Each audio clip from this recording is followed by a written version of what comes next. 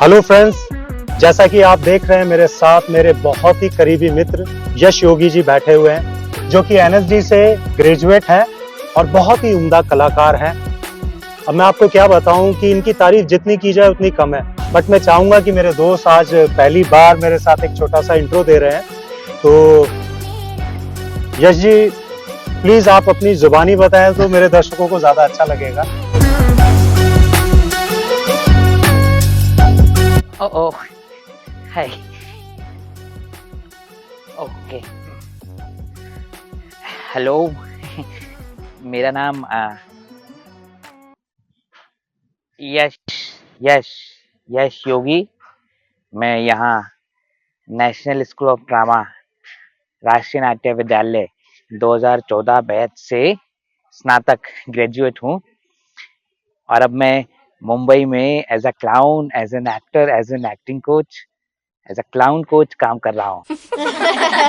Theatre theatre theatre एक दुनिया है जहां आप अपनी अभिव्यक्ति, अपने सेल्फ को ढूंढ सकते हैं, अपने आप से किरदारों को और किरदारों को अपने आप से समझ सकते हैं, अलग अलग दुनिया जी सकते हैं, अलग अलग कल्चर समझ सकते हैं, अलग अलग कहानियों को जी सकते हैं, समझ सकते हैं। एक ऐसा रास्ता है, एक ऐसी सुविधा है जहां आप न सिर्फ अलग दुनिया बल्कि अपने अलग सेल्फ को भी जानते हैं, समझते हैं। एक जरिया है।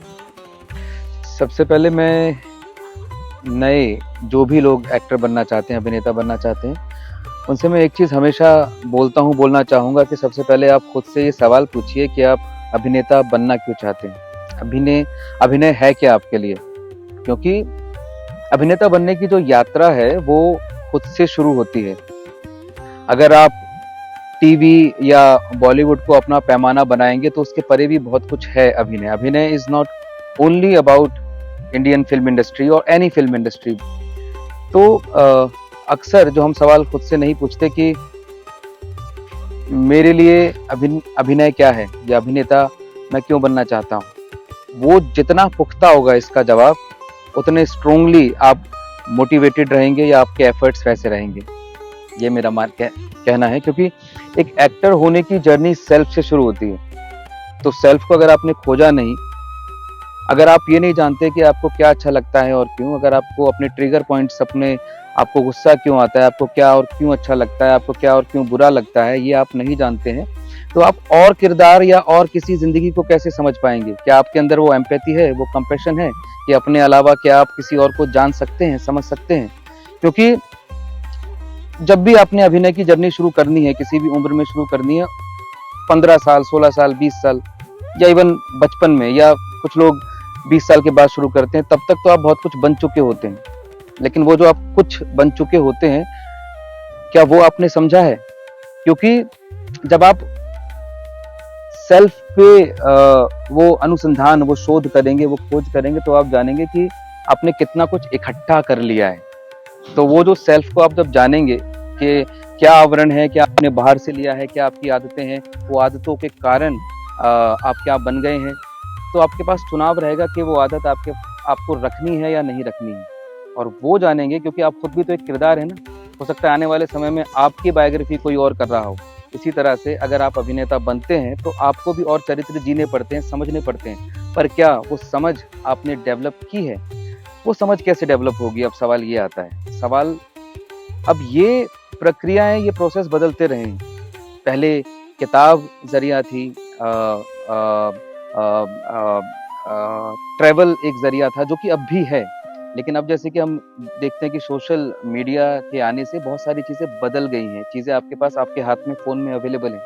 तो आजकल मैं ये देखता हूँ कि यंग जो आर्टिस्ट हैं या जो एस्पायरिंग एक्टर्स हैं, वो पढ़ने का शौक नहीं रखते हैं। पहली बात तो मैं ये बोलूँगा कि पढ़ना चाहिए, हर तरह का साहित्य पढ़ना चाहिए। अगर आप थिएटर की बात करें तो न सिर्फ एक्टिंग के लिए, लेकिन एक जो भारत में व्यापकता है, जो डाइवर्सिटी है, वो जो कल्चर है, वो अपने आप में हमारा इतना रिच है कि आप अगर, आमिर खान साहब ने भी बोला है कि अगर आपको एक्टर बनना है तो आप इंडिया एक बार ट्रैवल कर लीजिए अच्छे से। क्यों कर लीजिए? क्योंकि इंडिया का कल्चर इतना रिच है, इतना डाइवर्स है कि आपको उससे बहुत कुछ जानने, समझने को, जीने को मिलता है। एक रियल लाइफ समझने को मिलती है। रियल आर्ट समझने को मिलती है। क्योंकि अगर, फिर से रिपीट कर रहा हूँ कि अगर आप बॉलीवुड को अपना पैमाना मानते हैं तो एक्टिंग सिर्फ वहीं तक सीमित नहीं है, उसके अलावा बहुत कुछ है। वो बहुत कुछ क्या है वो आप समझेंगे कि इंडिया में किस किस तरह के अभिनय होते रहे हैं। फिर आप वर्ल्ड पे जाएंगे तो थिएटर में आप जाएंगे तो थिएटर, वर्ल्ड थिएटर में किस किस तरह के, किस किस देश, किस किस सिटी ने किस किस तरह के थिएटर को डेवलप किया है। सेम अप्लाइज फॉर सिनेमा कि सिनेमा एक्टिंग क्या है, वर्ल्ड सिनेमा क्या है। हम, क्योंकि बहुत सारे एक्टर खुद को खोदते नहीं है, खुद को खोजते नहीं है, बनाते नहीं है, खुद पे काम नहीं करते हैं, वो डायरेक्ट सेल्फ की जर्नी भी नहीं करते, एक्टर भी नहीं बनते, वो डायरेक्ट कैरेक्टराइजेशन को पकड़ने की कोशिश करते हैं और मुंबई चले जाते हैं, जो कि फिर वो फ्रस्ट्रेटिंग एक्सपीरियंस हो जाता है उनके लिए। क्योंकि काम, हमारा फील्ड बड़ा अनसर्टेनिटी से भरा हुआ है। क्या आपने खुद को वैसा प्रिपेयर किया है? मैं ये नहीं बोलता कि आपको एक्टर बनने के लिए किसी प्रोफेशनल, किसी इंस्टीट्यूट जाने की ही ज़रूरत है, लेकिन आपने खुद को ट्रेन कैसे किया है। ट्रेन का मतलब जो भी एक्टर के एलिमेंट्स हैं, body, voice, mind and soul, अब इन चारों चीज़ों के लिए अलग अलग काम है। Body rhythm, body pace, body control, body weight control, ये सब आता है। ये कैसे आप कंट्रोल करोगे? बहुत सारी विधाएं हैं अपने भारत में, बीट कलरी, बीट छाऊ, बीट कुडियट्टम। कुडियट्टम तो नृत्य नाट्य कला है जो आपके माइंड, बॉडी, सोल पे सब पे काम करता है। तो क्या हम as an actor, as an aspiring actor ये सब जानते हैं? हम जानते नहीं और इनकी वैल्यू भी नहीं समझते। कोई भी इंस्टीट्यूट एक्चुअली आपकी इस तरह से हेल्प करता है या कर सकता है या कर पाता है? ये सवाल अक्सर पूछा जाता है कि क्या इंस्टीट्यूट से एक्टिंग सीखना ज़रूरी है?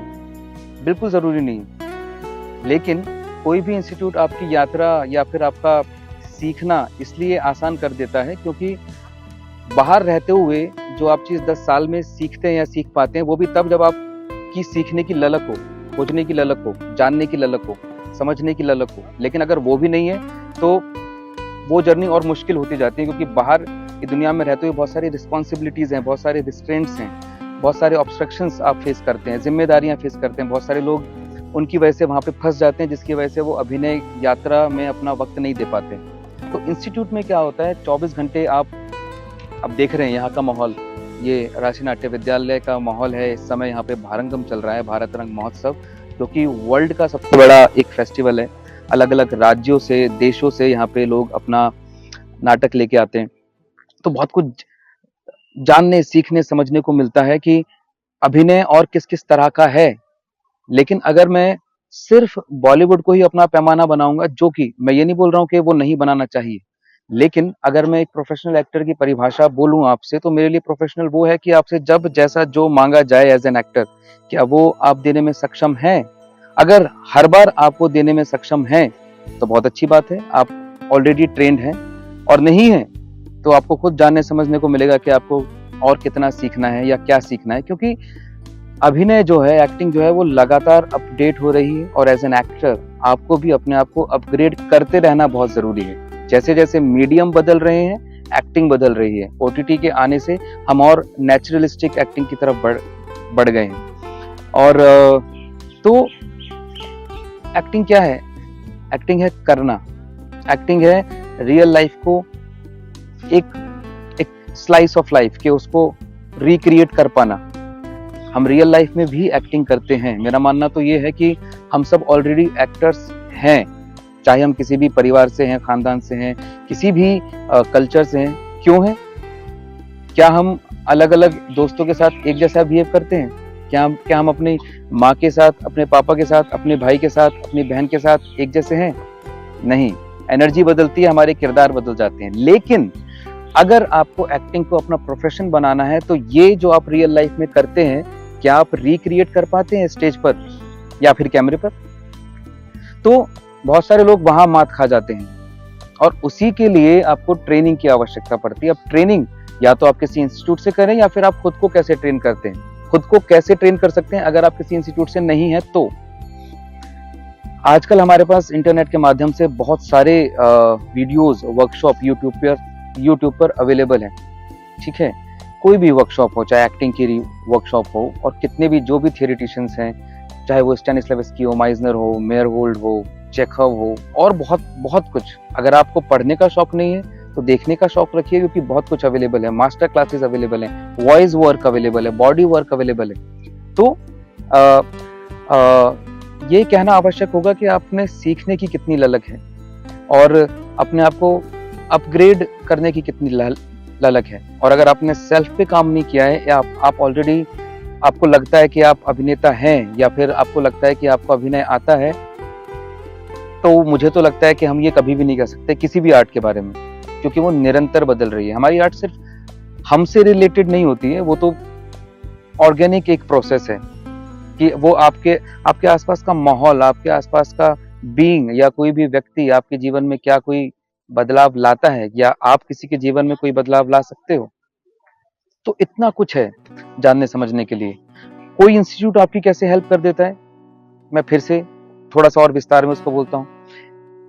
इंस्टीट्यूट में आप अलग अलग तरह की जो कलाएं हैं, इंस्टीट्यूट में अलग अलग तरह की जो कलाएं हैं वो आप सीखते हैं। जैसे कुडियट्टम है, वो आपके इमोशंस पे काम करता है। आपको करेक्ट करने वाले बहुत लोग होते हैं। अगर आप किसी कंफ्यूजन में फंस रहे हैं, आपके सवाल हैं, तो वो आपको सही रास्ता दिखा सकते हैं। यहाँ पे आप एक्सपेरिमेंट कर सकते हो।